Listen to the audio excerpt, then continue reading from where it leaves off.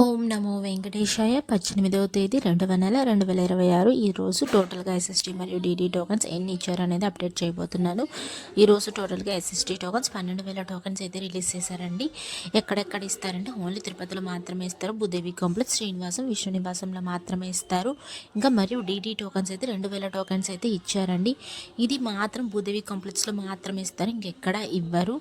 ఇంకా DD tokens తీసుకునేటైతే ఖచ్చితంగా శ్రీవారి మెట్టు మార్గమే వెళ్ళాలి. అక్కడికి వెళ్ళాక 1200 మెట్టు దగ్గర మీ టోకన్ అనేది స్కాన్ చేసుకోవాలి, లేకపోతే మీ టోకన్ అనేది చెల్లుబాటు అవ్వదు.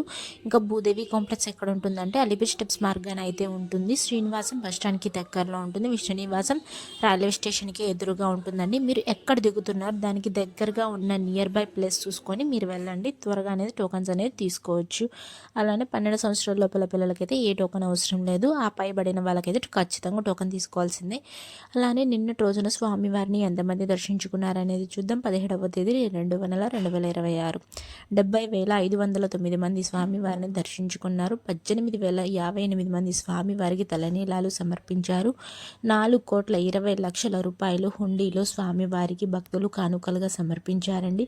అలానే స్వామివారిని దర్శనం చేసుకోవడానికి ఎంత సమయం పడింది, టోకన్ లేకుండా వెళ్ళిన వాళ్ళకంటే సర్వదర్శనం వెళ్ళిన వాళ్ళకి, టోకన్ తీసుకుని వెళ్ళిన వాళ్ళకి ఎంత సమయం పడింది అనేది చూద్దాం. టోకన్ లేకుండా వెళ్ళిన వాళ్ళకైతే సుమారుగా నిన్నటి రోజున 6 గంటల సమయం అయితే పడింది.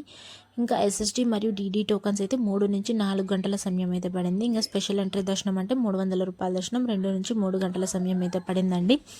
Thank you for watching. Please like, share and subscribe my channel. అందరికీ ధన్యవాదాలు.